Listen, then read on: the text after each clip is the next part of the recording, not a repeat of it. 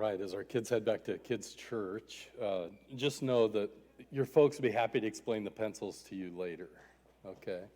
And I want to just introduce real quickly, we're going to have a video again this week.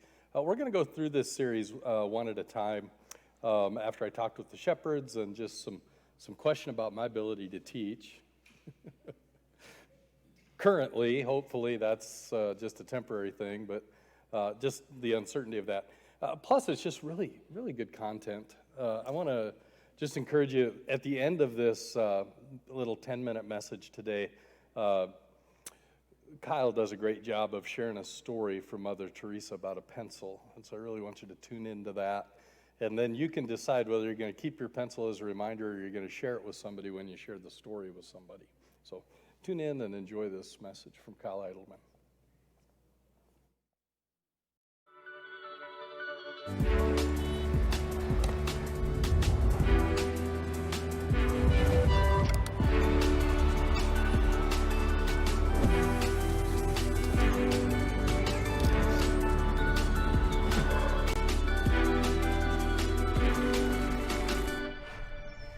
I'm in the middle of downtown Louisville, and this isn't the place you might expect to see someone having gone to the trouble of planting and cultivating a garden, but here we are, right? Like surrounded by concrete and steel.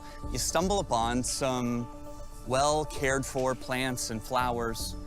And when you see this, you don't think, oh, well, that must have been here by accident. That must be nature. No, I mean, obviously, somebody was intentional about this. Somebody invested in it. Someone planted, someone cultivated these plants, and then they waited for something to be produced that would bring some beauty to this world.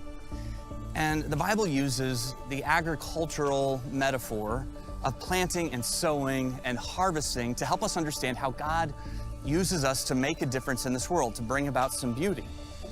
The harvest of influence comes as a result of seeds being planted and seeds being cultivated. And that can be hard for us, right? Like, I think generally speaking, we want to be people who have an impact, but we want our impact to be immediate. We want to change the world, but we want to do it through like a brilliant post or some heroic act. But Jesus calls us to do the hard work of planting and cultivating for God to accomplish His work through us. Like, we want God to do great things through us, but I've just learned again and again that He almost always wants to do something in you first. So I would say that maybe the best way to become a person of impact and influence is not to say, God, what do you want to do through me? But to first say, God, what do you want to do? What do you want to do in me? To be honest, I didn't understand that for a long time. Like, I wanted God to do something through me, but I really wasn't very intentional about the work He was doing in me. But what He's taught me with time, again and again, is that He wants to do some things in me first, and then He'll take what He does in me to accomplish some things through me. So think about how much this approach might change your ideas about being a person who makes a difference in the world, right? Like, we naturally want to get out there and get things done. We want to do the work and have something to show for it. But as a result, we tend to skip the in and then go straight to the through. But it's a little bit like trying to draw water out of a well without taking any time to dig the well deep. It just isn't very productive. And so that's the metaphor, that we want this beauty. We want to make a difference in the world, but we often try and do it without the hard work, the intentional work of planting and of cultivating. So, you know, if there was ever anyone who could have skipped that part of it, who could have skipped the in and gone straight to the through, it was Jesus. But even Jesus seemed to go out of His way to plant seeds and cultivate those seeds in His mind and in His heart. An example of this is in the Gospel of Mark. We read it in chapter 1. Jesus was once again surrounded by people in need. Verse 33 says that the whole town gathered at the door. And Jesus was staying in this place. People found out about it. Now everyone's there. They all need Him to do something for them. And the thing about Jesus, as you study these types of stories, is that he always seemed to know exactly what to do. He seemed to know what to say. He seemed to just understand, okay, this is what needs to happen in this moment to make a difference in someone's life. And so, how did he know? Well, a number of times, Jesus made it clear that he didn't say anything except for what was directed to him by his heavenly Father. In other words, he would regularly spend time with his heavenly Father, and that's where he would learn what to say, and that's where he would understand what to do, and that's what happens in Mark chapter 1. The entire town is gathered outside his door. He's got a huge day of demanding ministry ahead of him.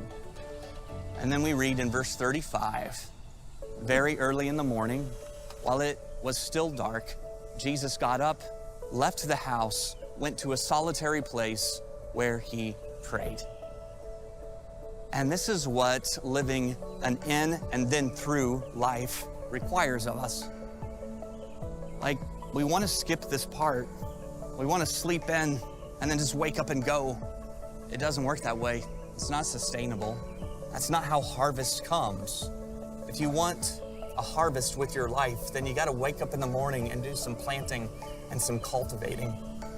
More often than not, that type of work, it doesn't happen around other people. I mean, more often than not, the work you do in the garden is work you do alone, when it's just you and God. When the disciples wake up that morning, I mean, they already have a plan for the day. They know people, have expectations of what they want Jesus to do for them, and they go to look for Jesus, and when they find him, they say to Jesus with this urgency, Jesus, don't you know, everyone is looking for you. And so once again, we find in this story of Jesus that there were all kinds of people with all kinds of needs and expectations, but Jesus knew what to do. And so he replied to the disciples, let's go somewhere else. And they go to the nearby villages, and Jesus says, I want to go there so I can preach, because this is why I've come. And so the Bible tells us then that he traveled throughout Galilee, preaching in the synagogues and driving out the demons. And I just don't want you to miss this, that the people around Jesus were happy to dictate his life and tell him what he should be doing. The demands of the people around him were loud, and the noise could have easily determined how he was going to spend his day. But because Jesus had spent time alone with God, he knows what to do. And he's reminded about his purpose.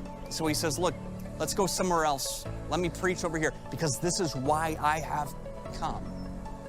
And so he starts his day by giving attention to the work God is doing in him.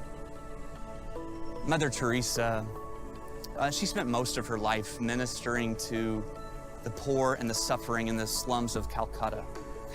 I mean, I've heard dozens of stories over the years of the work God did through her in one person at a time. And it just seemed, as you read those stories, that she always knew what to do to meet the need. An example of this, I read recently a story where Mother Teresa was in Australia, and she came across an elderly Aborigine man who lived in just kind of absolute squalor. Mother Teresa wrote about that moment. She said, I can assure you that you've never seen a situation as difficult as that poor old man's. I kind of imagine myself in that situation, and I don't think I would know what to do. I would just feel incapable of making a difference in his life. But Mother Teresa told the man that she was going to clean his house and wash his clothes and make his bed. He said no, but her insistence overcame his refusal. She knew that's what she was supposed to do. And as she cleaned the house, she discovered a lamp. It was covered with dust, and she asked the man, do you ever light your lamp? Do you ever use this? And he said, no. There's no reason to. No one ever comes to see me. I have no need to light it. Who would I light it for?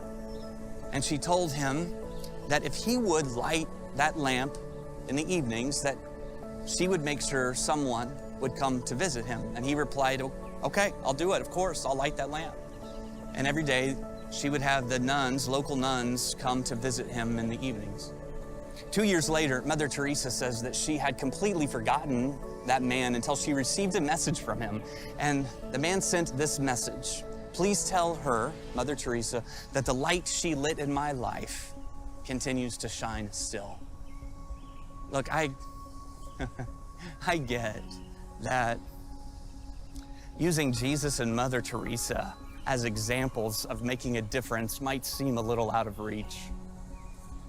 But what strikes me about that story with her, and a lot of the stories I've read about her, is the fact that the something she did, I could do. I mean, she didn't write a huge check. She didn't perform a complicated surgery. She made his bed. She told him to light his lamp, and then she made sure some people would come by and visit. I could do those things. But what I've learned is that seeing and saying these simple things isn't necessarily easy.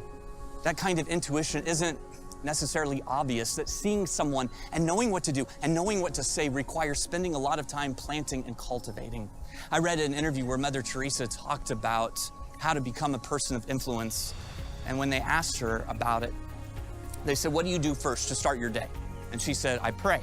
And the interviewer asked, "Well, when do you start praying?" She said, 4:30 in the morning.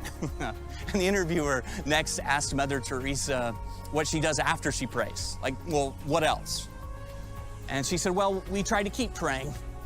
And we pray that everything we do during the day would be with Jesus and for Jesus and to Jesus." And you could sense kind of the frustration from the interviewer. You know, the interviewer wanted to know, what's the secret? Like, what are your best practices? What are the habits of being highly effective? And he gets more direct and asks her about the special qualities of leadership that has allowed her to make such a difference. And here's how she responded. She said, "I don't claim anything of the work. It is his work. I am like a little pencil in his hand, that's all. He does the thinking, he does the writing. The pencil has nothing to do with it. The pencil is just available to be used." And I know we live in a world where we want to figure out how to have impact and influence. We want to have purpose and significance, but we tend to, try to find inspiration from TikTok. We look online to try to find some kind of a life hack that will allow us to have a great impact without actually having to do the hard work. We're looking for a shortcut to the planting and the cultivating. We want to find a way to make it easier for us. We want increased output without having to have increased inputs. And I just think that's especially true for a lot of us who pray, "God, would you use me to make a difference?" We kind of are looking for this spiritual impact hack. We want God to use us in significant ways. I mean, we want some amazing stories to tell. We want to leave a legacy, but we want to do it right now. We don't want it to be messy or complicated or time-consuming. And I'm just telling you that there is no hack for connecting with people and loving people the way that Jesus did. So don't misunderstand me. I mean, there is, of course, nothing wrong with asking God to do something great through you. There's nothing wrong with wanting to make a difference in this world. It's a great prayer. The problem is when we want God to do something through us without first asking him to do some things in us. If we try that, it tends to not last. It tends to not produce anything. So my challenge for you this week is, yeah, sure, go ahead and pray, "God, what do you want to do through me?" But first, spend some time saying, "God, what do you want to do in me? What seeds need to be planted? What seeds need to be cultivated?" Maybe you wake up early in the morning while it's still dark, the way Jesus did.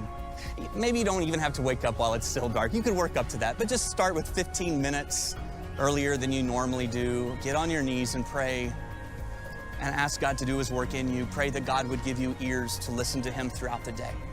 Pray that he would give you his eyes to see the people around you. Ask him to search your heart and point out anything that needs attention.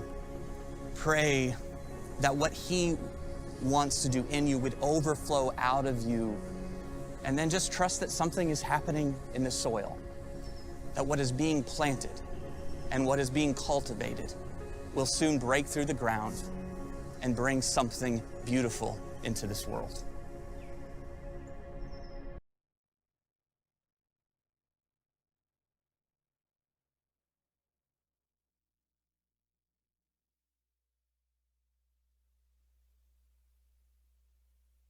At Christmas time. And I noticed there was something in common with several of them. Several of them seemed to indicate we wanted to have more people in church, to be a bigger, stronger, better, quote unquote, church. And I think this principle that Kyle shares with us this morning not only applies to us as individuals, but for us as a church. Let me share with you what I mean by that. One of our church members was asking me one day about growth. He says, so why don't you think we're growing? Why aren't we adding more daily, so to speak, to use New Testament terms? And I said kind of something that caught him off guard. And I just said, well, why do you think that we're not growing? You've been here longer than me. You know our people longer than me. And he says, I don't know, but I can't help but think maybe there's something within us that's limiting our growth. Now, I know as an individual, I've felt that way about myself many times. You probably have too. Like, what is it about me that's limiting my impact for Jesus in the world? And I think that's the right question to start with as a church if we want to grow. The starting point is to look within ourselves, within our body, and say, is there something here that's needing an adjustment or needing some attention? And I don't think the answer to growing a large church is having huge programs or events to grow us. I really think it is this key, and this is why we're doing the series, right? I really think it is one at a time. There was a guy out in California by the name of Rick Steadman. And Rick Steadman built a church, and I went to a workshop that he did one time at the North American Christian Convention, and the workshop was entitled 0 to 2,000 in 5 years. Like, that sounds like miraculous growth to me. Like, I wanted to go to that workshop and figure out how do you go from 0 to 2,000 in just 5 years, especially since the community I was in at the time didn't have 1,000 people in it. You know, I'm like, how are we going to get there? And he said, well, for us out in California, it was really simple. You just love people one at a time. And they begin to add up after a little while. And I love it. I want you to look at that quote on the slide. You love people one at a time, and they begin to add up after a while. And I think that starts with what Kyle's pointed out here. Like, am I the kind of person that God can use to demonstrate his love to the people around me? See, it starts in us. It works in us. And by the way, there is nothing that I've experienced in the last year of being here that makes me think that any of you are the problem, or that any of us are the problem. But you know, and I know, there's stuff that happens in here that I'm pretty good at hiding, and that you're pretty good at hiding. And so I just want to talk briefly and kind of go about, just add a little bit to what Kyle said today, and then we're going to do something a little bit different today. We're going to break into some small groups at the end, okay? And we're not going to be in those for very long. But did you catch what he said about a life hack? You know, there's no real shortcut. I was concerned some of you might not know what a life hack is, so I have a couple examples I want to share with you. Here's the first one. How do you cut cake? Like, especially angel food cake. You know, certain cakes are difficult to cut. And there's a life hack, and a life hack is simply this, something that makes life work better. And there's a life hack for cutting cake. Maybe some of you know this. I always thought you used a big knife and you made sure it was sharp, and you pulled it all the way through. But do you know the best way to cut I don't know, what is that, a 6-layer cake? Dental floss. Who knew that dental floss was so good for cutting cake? I can't wait for one of you to bake me a cake so I can try it. Here's another life hack, and I don't know if you do this at your house or not, and I'm glad the kids are out of the room so nobody will try this at home today. Maybe. You're not kids anymore. You're little adults. That's right, you're tweens. Okay.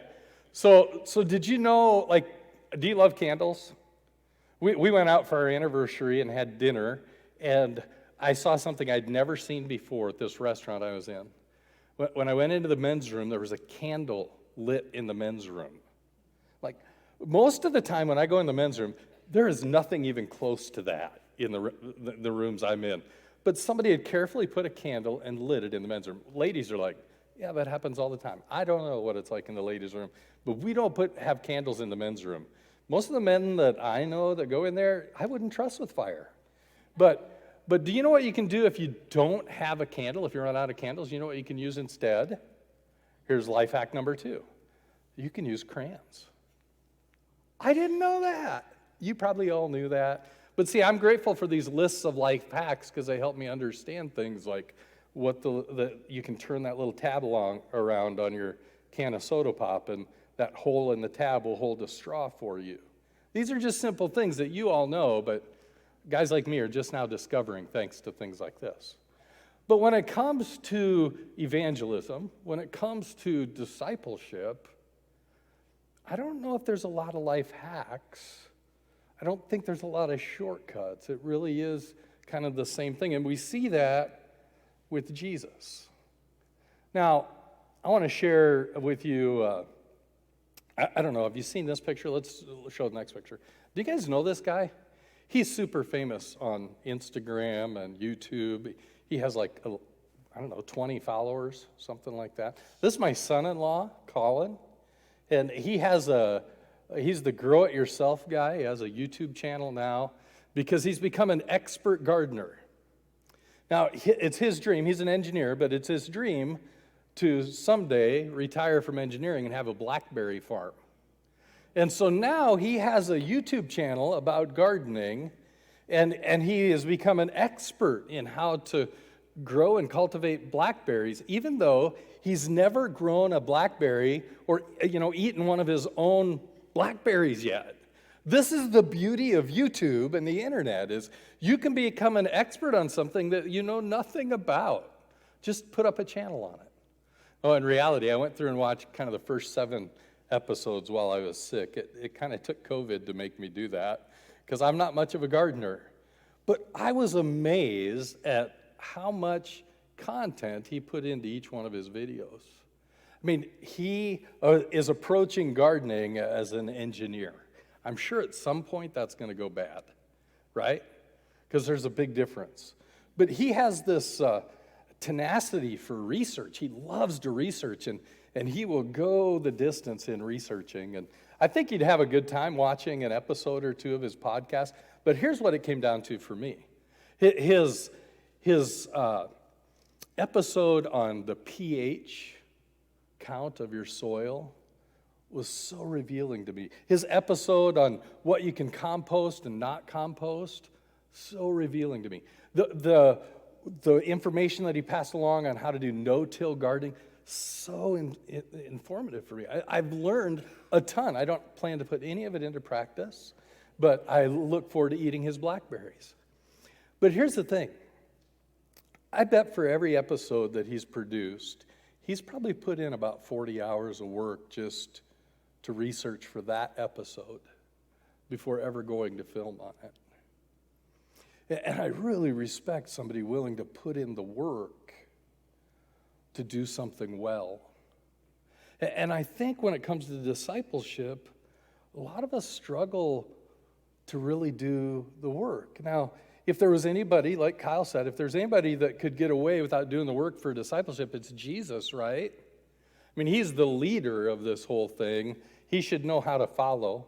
I mean, he should be able to follow the Lord, his God, in his mission and his purpose, and he should be able to demonstrate that to you and I. And that's what I love about this passage in Mark chapter 1. And I put just one verse up on the slide today, and I want us to look at it. And I want you to remember two words from this. Would you put it up, please? It should be the next slide. Yeah. All the people around him wanted him to go and do specific things. And it says that instead, he went out and began to talk freely, spreading the news as a result. Jesus could no longer enter as a result, Jesus could no longer enter a town openly, but stayed outside in lonely places. Yet the people still came to him from everywhere. Now I want you to think about this. According to Jesus himself, his mission was that he came to seek and save the lost. But he went to the lonely places. How do you draw those, how do you take that and make sense of those two opposing things? I'm looking to seek and save, but I go to the lonely places. It's because Jesus modeled this principle of God wants to do something in us before he works through us. And Jesus was pouring himself out in mission. He was healing, he was preaching, but he himself knew that he needed to be restored and refreshed. And if Jesus needs that, don't we? Isn't that kind of the bottom line of this whole idea? Let me ask you this. How do you feel when you're in the lonely places? Let me say it a different way. Do you look forward to the lonely places? I don't know about you, but I struggle with that. Like this week, isolation. Maybe you remember it was like a year ago, almost everybody was isolated and alone. Yet Jesus demonstrates for us the need for this, the need to get alone, to spend time just with yourself and the Lord, to be refreshed, to be refueled. There's this principle that's been put out there. Have you heard the 10,000 hours principle?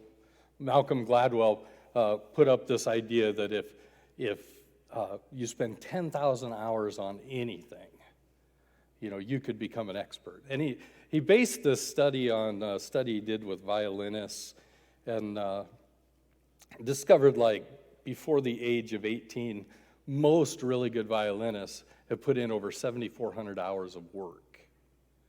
And the idea was that you could master. Here's the thing, though. It turns out this is really a myth. You can spend 10,000 hours watching Netflix and not be an expert at Netflix. You can spend 10,000 hours practicing baseball and not be an expert at baseball.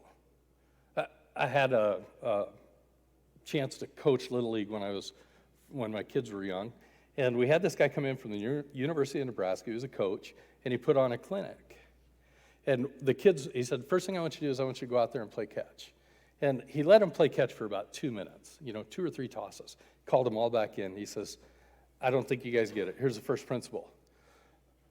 You play like you practice, so practice like you're playing.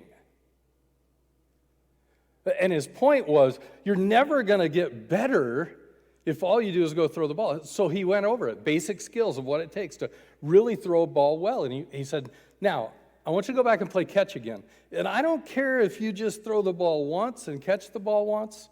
I want it to be your best effort, whether you're throwing or catching. Your best effort. Give me your best effort. Now, that didn't mean that there still weren't 10-year-olds throwing the ball 3 feet over their partner's head. But you should have seen the concentration and effort of the majority of those players. All of a sudden, they realized that if they didn't practice well, they wouldn't play well. And that's what Malcolm Gladwell fails to recognize with this idea.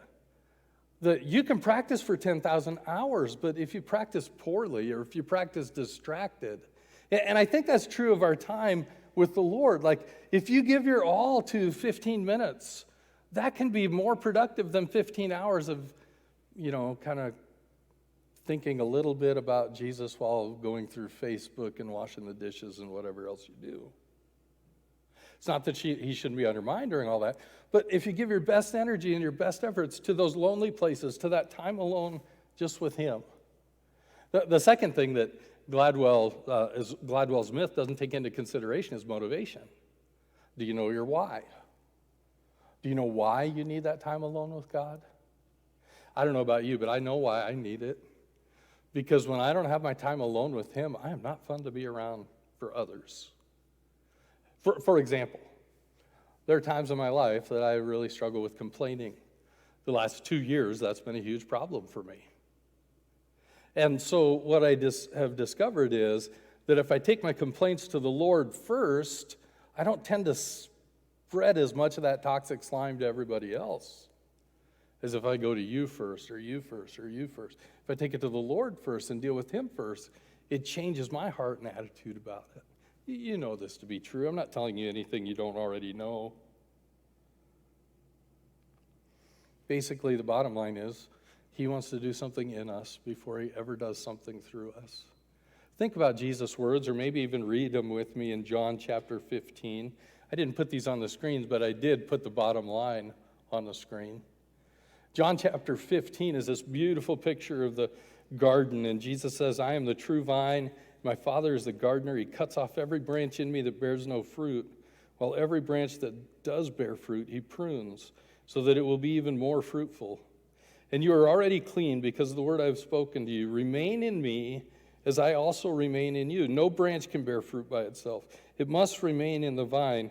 Neither can you bear fruit unless you remain in me. I love that passage. I've loved it forever. But here's the thing. I think I've been confused about the fruit in the passage. Like, when I think of fruit, maybe it's because I'm a church leader, or maybe it's because I'm in Western culture that loves to produce things. But when I think of the fruit, I think it means it's going to show up in the lives of other people. But do you remember what Paul said about the fruit? Paul says the fruit in your life comes from the Spirit in your life.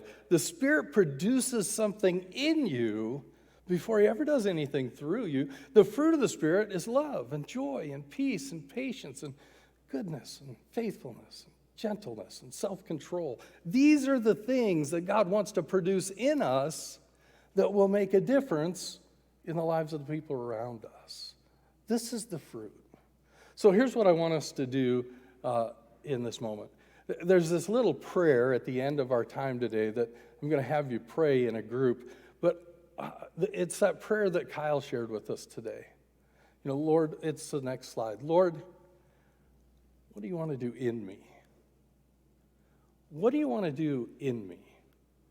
Now, when you're in your groups, I want you to go through and read Galatians chapter 5. I'll walk you through this. Galatians chapter 5, just those 2 verses about the fruit of the Spirit. And when you're reading that, I think it's 22 and 23 or 23 and 24. When you're reading that, I want you to pick a fruit and personalize this prayer. God, what do you want to do in me? And personalize this prayer by saying, Lord, what fruit do you want to produce in me this week? What fruit do I need you to produce in me this week? What fruit do the people around me need you to produce in me this week? I think you might be amazed at what God does in you this week so that he might choose to do something through us as well. So here's what I'd like to do. We have, out here we have 6 tables. And if you want to get in groups of 2 or 3 or 4 or 5, that's fine. But I'd just like to have everybody go to a table, unless you're totally freaked out by that idea, then you can sit in your chair with the person next to you. But I'd like to have everybody go to a table. And kids, if you want to be with your family, that's fine. If you want to be at your own table, that's fine too. We'll leave that up to you. But I'm going to walk us through kind of a small group time to close us out today. Now, here's what I want you to understand. We are trying to move back into more normalcy, which is hard for me to say in the midst of coming out of COVID a second time. But we really want to continue to move towards normalcy. We really think there are things that we're just going to have to figure out how to live with and how to operate with. one of the things we hope to do is get koinonia groups off the ground again. And so this is a small start towards that. So for this week and next week, we're going to have a small group time at the end of our service. You'll close out the service in your small group. You'll basically be asked this one question, and then you'll share a little bit, and then you'll have pray together, and the service is over. Okay, we're not going to come back up and have more music. We're going to do that this week and next week, okay? And then the following week, we're going to flip that, and we're going to do that at 10 o'clock in the morning. So not next week, but the following week, we're going to encourage people to come out and be here at 10 o'clock. At 10 o'clock, we'll show the video, and we'll have kind of a small group time together, and then we'll go back to regular preaching during that time. We won't just have video, but it'll be a shortened message if that's possible.